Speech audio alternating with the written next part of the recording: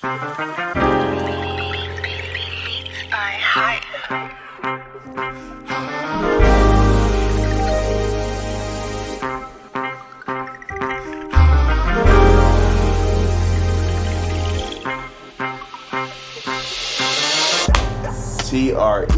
we are here.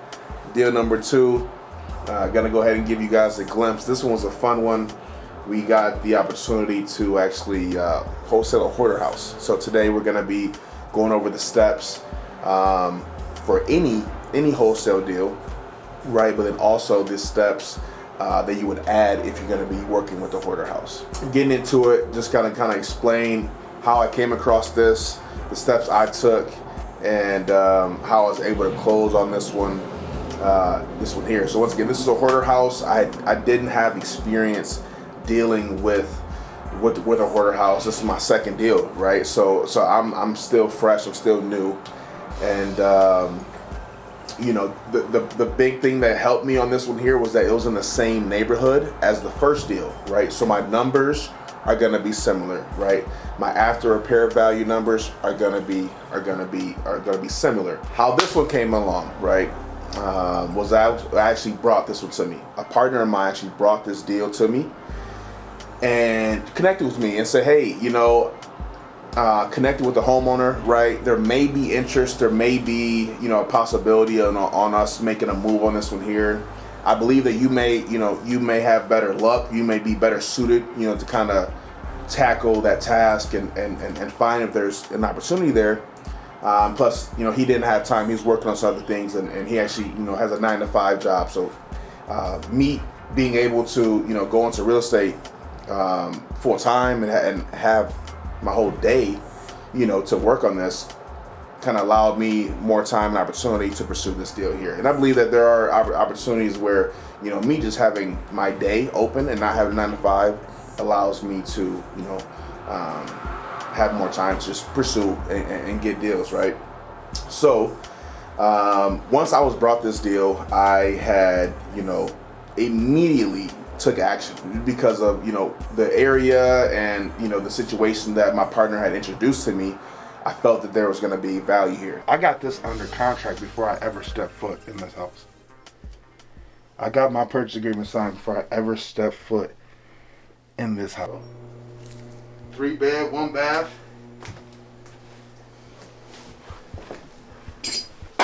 Oh yeah. My emotion when I got this, right? I'm adding value to the owner here. I'm adding value to him. I'm taking care of all of it. He's not going to deal with none of this, right? There's 2 loans that have to get paid within the next 30 days.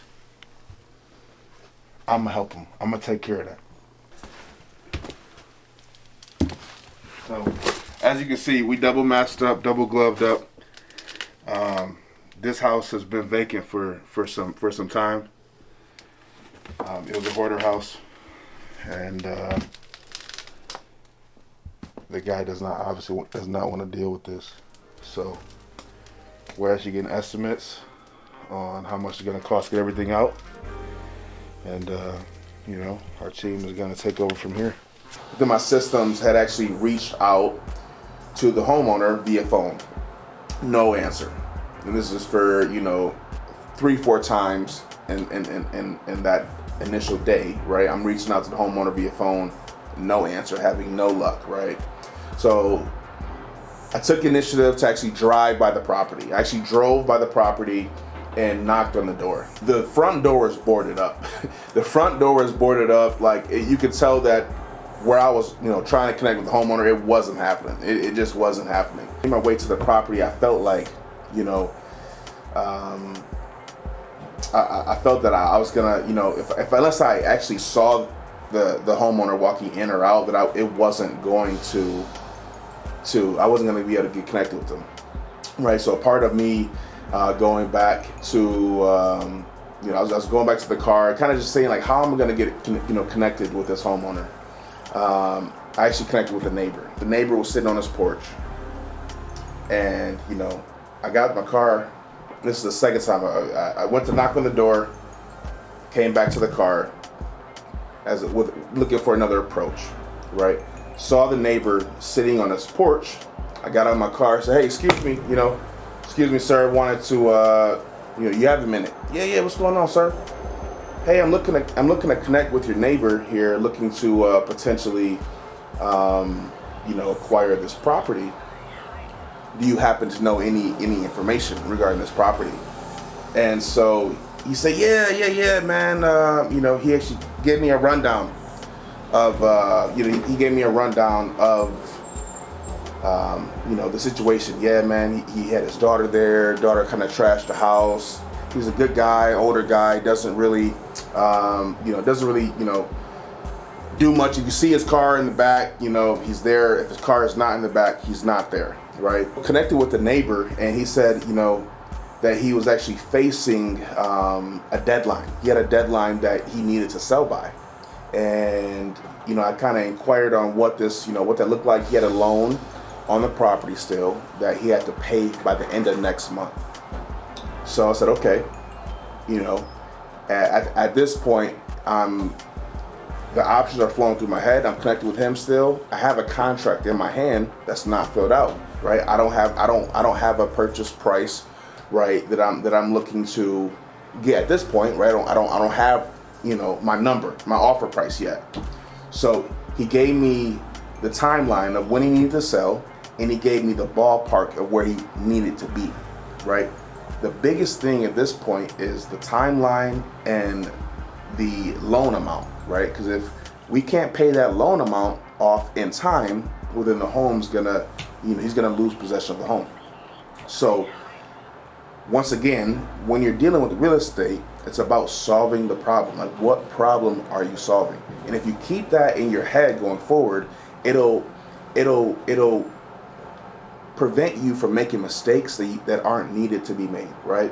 So he gave me the timeline, he gave me the loan amount, and he gave me where he was looking to be, right? So I went back to the office, ran numbers, right? Once I got the numbers, I connected with the homeowner again. I got his cell phone number when I connected with him at first, right? I got a cell phone number, ran my numbers, and we were actually able to present the deal and get it under contract with the end buyer in a matter of 4 days. The end buyer is a 24-year-old young man. Get into it. Second property. This is a little crazy. My executive producer, my man behind the scenes, is homeboys with my man that actually bought the crib. Not even planned, bro. Right. Very inspiring, right? Very inspiring. He was able to move on it in a very quick manner. And I believe that it's courtesy of running your numbers, right? The better your numbers are, the more accurate your numbers are, the quicker your buyer can move, right? Because you're doing work for them that they would normally have to do, right? The ARV, the rehab, right? All of those type of things, right? So if you can go into it, right, have the problem, right, in mind that you're solving, right? You have the numbers and you have a buyer that you already have in mind that may be interested in this. You allow yourself a direct stream to, to close on this deal, in a quick matter of time, because you did your due diligence. We were able to get this on a contract on a Friday. By Tuesday, it was assigned, right? The property had some title issues that we had to get situated, so the closing actually took a little longer than what we expected. But A to Z, right, when it comes to the wholesaling, finding the problem, solving the problem, and finding the end buyer was done. When it comes to the steps of any wholesale deal, there are 5 general steps that I have for myself. If you see fit, hopefully you can go ahead and create this for yourself as well. Your steps may be a little bit different, right? Depending on your relationship with your buyers, your sellers, things may, not be exact. However, these are my 5 general steps to any wholesale deal. 1 is locating the deal. A lot of people have questions on how to locate and find off-market deals. I'll go ahead and create a video explaining how I find them and my process in locating off-market deals in a separate video, right? 2 is run the numbers, right? Run the numbers of the area or the area, the neighborhood. Run the after renovated value numbers, your ARV, and run your rehab. How much work is this going to take to be able to get it to sell at that ARV? So the ARV is $200,000, right? How much work is going to have to go into this home to get our home to sell for $200,000, right? Once you have your numbers, the third step I take is get it under contract. Get it under contract. Some people say to introduce it to your buyer, right? Get their price and then get it under contract. Depending on your relationship with your buyers, you may or may not be able to take that approach. So when it comes to a general process, general wholesaling deal, right? I get under contract after I run my numbers, right? As long as my numbers work for the property owners, I can get under contract from there, right? After that, after I have it under contract, I immediately bring it to the buyer or to a buyer that I feel may be fit for that deal. So in this case, if your numbers are accurate, if they're legitimate, if you've done your due diligence, right, you're essentially just saying, hey, hey Mike, hey Mark, hey whomever, right, I have this property that I'm looking to assign. It's in this area. You said you had interest in this area. These are the numbers I see. This is the rehab I see within this home, right? This is what other homes in the area are selling for. Potentially, would you be interested in this deal? As long as your numbers, work. If it's a deal, it's a deal, right? And then if it works for your partner, for your buyer, the only thing next is to close the deal, and that's the best part in getting paid, right? So those are my 5 general steps. Once again, over any wholesale deal, right, is locate the deal, run the numbers, get it under contract, introduce it to the buyer, and then close the deal. When you're dealing with a hoarder house, the only additional step that I added to this process was get a clean out estimate, get a junk removal estimate, right? So once again, it's a hoarder house. The house is full of belongings that are going to be left behind, right? So in order for us to move on this house, I need to get a quote on how much it's going to take to clean out the house, right? I'm not doing it. You know what I mean? My buyer's not going to be doing it unless he hires a crew, right? But even if he has to hire a crew, if I run my numbers, that helps him out, right? So the only additional step I took within this hoarder house or this hoarder deal, right? I don't know what we should call it, but within this one was to get an actual junk removal estimate clean out. That was the biggest thing with this hoarder house. I expected about $10K for this home to be cleaned out. I was actually offered, I had one of my partners actually, Junk Night, shout out to Junk Nights, offered, a very, very, very good estimate, about $3,000. So it was a lot better than what I expected, and they do good work. So I was definitely looking forward to that. But the actual end buyer, he had different plans, so they didn't actually need to utilize that estimate there. But once again, I had it there if they needed a junk removal company to clean it out. So those are my steps that I took for this hoarder house. That's the additional step I would add if you're gonna be wholesaling a hoarder house, or if you come across one.